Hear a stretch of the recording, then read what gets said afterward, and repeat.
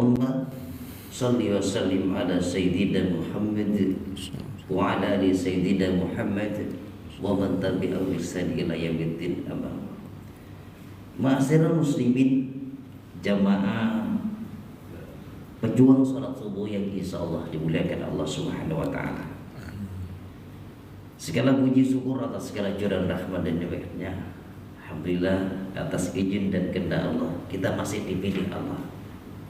Artinya kita memilih pilihan Allah yang Allah ridho sampai detik ini, yaitu manakala dipanggil Allah kemudian kita mendatangi rumahnya, maka itulah orang yang diridhoi oleh Allah Subhanahu wa taala yang sempurna. Mudah-mudahan kita semua dijadikan hamba-hamba Allah yang senantiasa dalam bimbingan dan mendampinginya. Allahumma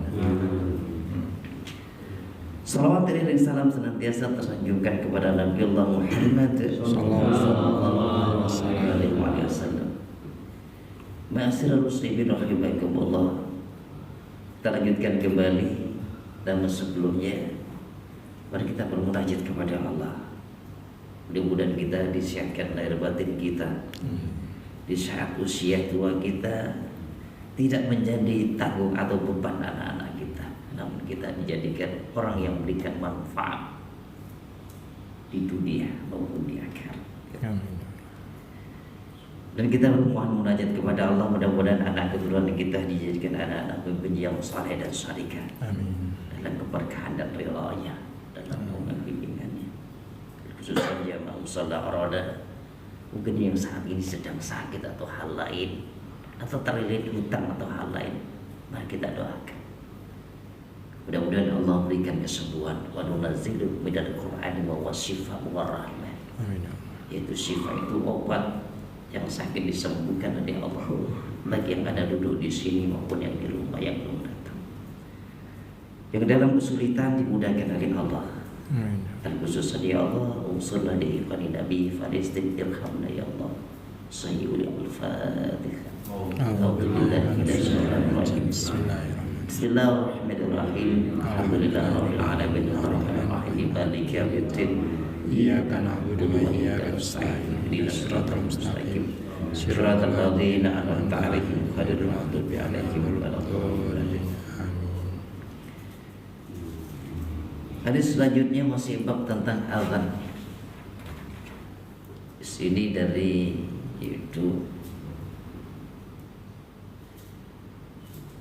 dari Malik bin Hurais, dari Malik bin Hurais qala lana Nabi sallallahu alaihi wasallam idza kharajat salatu falyutawwid lakum ahadukum.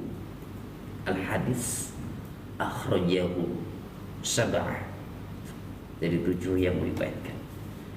Di sini dari Malik bin Hurais, ia berkata, telah bersabda Nabi sallallahu alaihi wasallam kepada kami, apabila hadir waktu salat, hendaklah seorang dari kamu adzan buat kamu. Al-hadis, yaitu cepat-cepat kita mendatangi rumah Allah Subhanahu wa taala. Jangan memperlambat waktunya. Ma'asyiral muslimin rahimakumullah. Hadis ini sangat luar biasa untuk menjaga kehati-hatian kita di dalam kita menjaga perintah Allah Subhanahu wa taala. Berarti kita harus tahu jadwal waktu-waktu sholat setiap hari, sehingga kita bisa mempersiapkan secara manajemennya. Kalau hari ini jam 11 lebih 47 itu masuk zuhur, maka persiapan kita setengah 12 kita harus siap. Kalau kita diluangkan waktu kita oleh Allah Subhanahu wa taala. Kenapa? Kita akan menjaga saudara kita yang belum bisa datang, sehingga kita bisa mengcovernya. Karena waktu sempat sehat itu adalah nikmat dari Allah Subhanahu wa taala yang tidak dimiliki oleh orang lain. Kadang-kadang orang itu mati-matian bekerja, namun karena nikmat atau hidayah belum masuk, melupakan begitu saja panggilan Allah Subhanahu Padahal ciri-ciri orang-orang yang ahli surga itu makin tua makin dekat kepada Allah Subhanahu wa Ta'ala. Itu lihat aja, ketika dipanggil oleh Allah subuh datang, ya Allah, Masya Allah, nikmat yang sangat luar biasa. Karena waktu keberhasilan seseorang itu adalah ketika waktu subuh kemudian datang ke rumah Allah, dijamin hidupnya oleh Allah Subhanahu wa Ta'ala. Namun kalau mereka melalaikan perintah Allah, kita akan diserahkan oleh keserakahan dunia. Subhanallah. Ma'asyiral muslimin rahimakumullah, pentingnya kita menjadikan perintah Allah adalah sebagai panggilan kita untuk mendekatkan diri kepada Allah Subhanahu wa Ta'ala. Dan ciri orang yang sholat, ketika orang itu selesai mengerjakan sholat, akan menemukan ketenangan di dalam batinnya, rasa syukurnya sangat luar biasa. Jadi mari kita sama-sama itu, kalau seandainya kita setelah sholat belum ada ketenangan, berarti ada hal yang kurang. Mungkin wudu, mungkin pakaian, mungkin makan kita, atau hal lain, atau bacaan kita. Jadi kita sama-sama introspeksi untuk menjadikan kita diri makin dekat kepada Allah Subhanahu wa Ta'ala. Mudah-mudahan sedikit ada manfaatnya.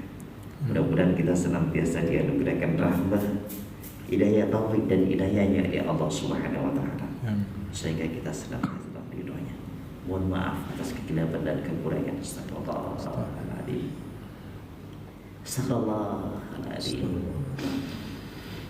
Astagfirullahaladzim. Subhanaka Allahumma wa bihamdika asyhadu an la ilaha illa anta astaghfiruka wa atubu ilaik. Bila taufiq wal hidayah wa ridha wal hidayah. Assalamualaikum warahmatullahi wabarakatuh. Waalaikumsalam.